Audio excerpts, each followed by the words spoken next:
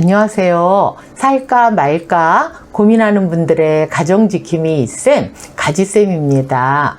오늘은 같이 또 따로라는 주제를 가지고 이야기를 해보려고 합니다. 제가 만나는 대부분의 분들이 상담을 오시는 분들이기 때문에 이제 그분들이 보였던 여러 가지 반응들을 말씀을 드릴 수밖에 없는데요. 여러분들 중에는 그렇게 생각하시는 분도 계시고 아닌 분도 계실 거예요. 그런데 제가 상담을 하면서 느낀 거는 우리나라 옛날 말에 부부는 일심동체다 이런 말이 있거든요.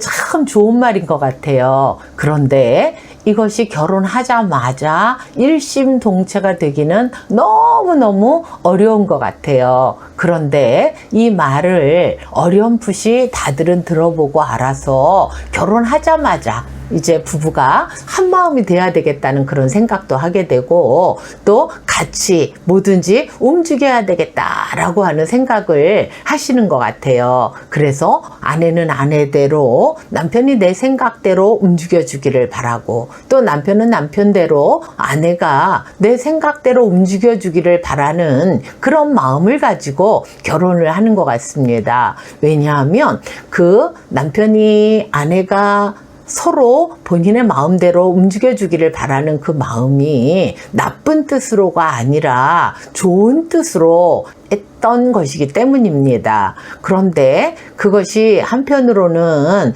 본인에게는 좋을지 몰라도 아무리 좋은 것이라도 상대는 좋지 않을 수도 있는 것이라는 것을 먼저 이해를 해야 될 것입니다. 저는 결혼했을 때 육지 쪽에 살아서 사실 그 생선이랑 그렇게 친하지가 않습니다. 옛날엔 그런 어떤 냉장을 하거나 어떤 보관을 하거나 유통을 한다든지 이런 부분들이 안 되어 있었기 때문에 생선 그러면 무조건 되고 비리다. 그래서 그 생각 때문에 저는 사실 그 생선 그러면 먹지도 않을 뿐더러 뭐 이렇게 냄새가 나면 토하기도 하고 그런 상태였거든요. 그런데 저희 남편은 또 아버님이 경찰이셨다는데 여기저기 이사를 다니면서 사셨나 봐요. 그래서 바닷가 쪽에 살기도 하고 이래서 생선을 아주 좋아하는 사람인 거예요. 그래서 생선 그러면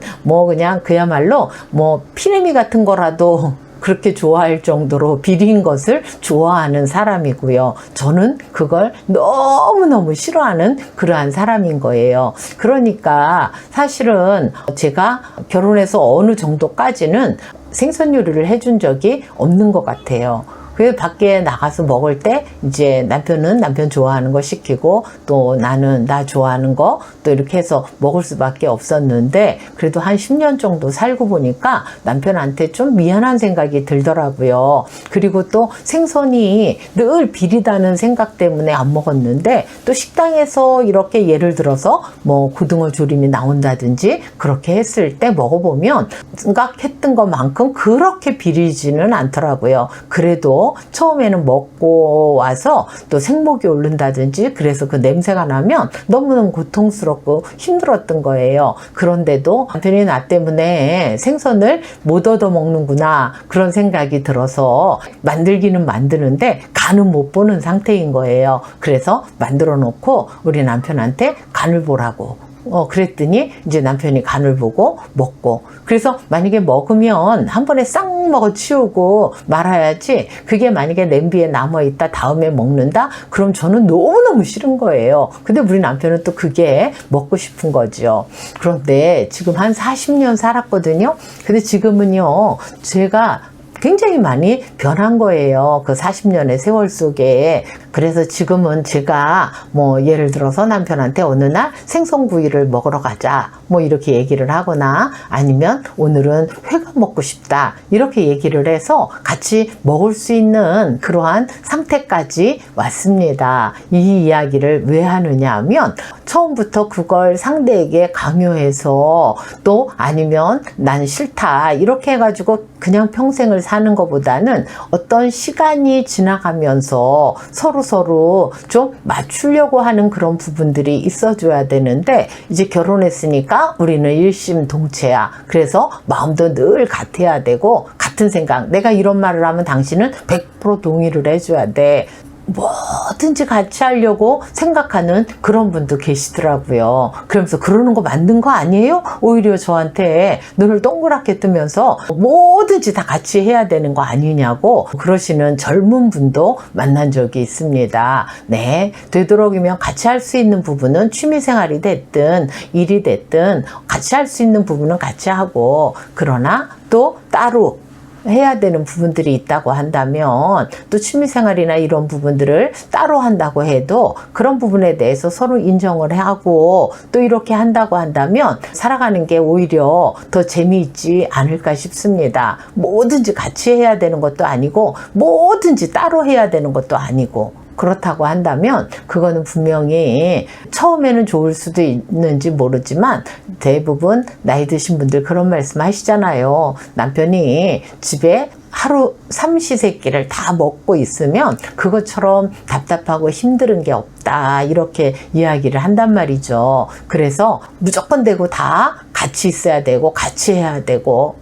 또 아니면 다 떨어져서 해야 되고 그런 것이 아니라 상황에 맞게 같이 하는 것도 있고 따로 하는 것도 있고, 이렇게 생각을 한다고 한다면 이제 그러한 부분들이 굉장히 좋을 수도 있겠다, 그런 생각을 해보는 것입니다. 그래서 여러분들 잘하고 계시겠지만 혹시 이 방송을 보시는 분 중에 뭐든지 같이 해야 된다, 따로 해야 된다, 이런 생각을 하면은 상당히 힘들 것입니다. 상담 오시는 분들 중에 어떤 분은 혼자 오시는 분들 계세요. 왜냐하면 상대가 오지 않겠다고 해서 혼자 왔다, 이렇게 이야기를 하세요.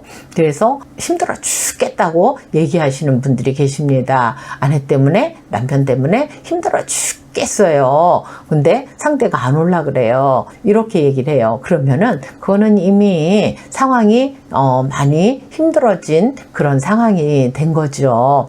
그래서 생각이 상대가 잘못해서 내가 이렇게 힘들다, 이 생각밖에 다른 생각들은 대부분 못 하시더라고요. 그래서 그러면 본인이 그렇게 힘들면, 예를 들어서 남편은, 아내는 어떨 것 같냐 물어보면 그때는 머뭇머뭇거리다가 뭐 조금 괜찮을 것 같다, 근데 힘들 것 같다, 뭐 이렇게 얘기들을 하세요. 그래서 본인이 그 정도로 힘들면 상대도 이거 역지사지로 그 정도 힘들 수 있다라고 생각을 한번 해보셔야 됩니다. 이렇게 이야기를 하면 난 내가 너무 힘들어서 그 생각은 미처 못 해봤다, 이렇게 생각을 하더라고요. 그래서 오늘 가셔가지고 좀 내가 이렇게 힘들은데 상대는 얼마나 힘들었을까, 그 생각을 좀 한번 해보시라고 그렇게 이야기를 하면 그러겠노라고 하고 이렇게 돌아가시고 이렇게 하시더라고요. 네, 같이 하는 것도, 뭐든지 같이 하는 것도 힘들지만 또 뭐든지 따로 하는 것도 힘들고,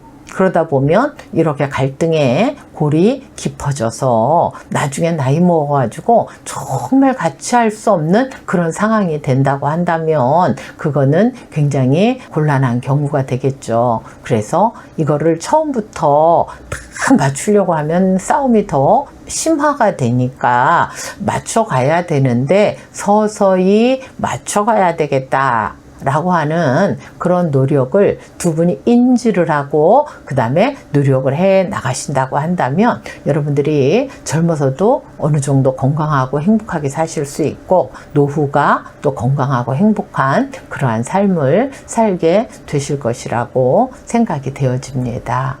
여러분들에게 모쪼록 그런 좋은 날들이 늘 있어지기를 바라서 오늘 이 말씀 드렸습니다. 감사합니다.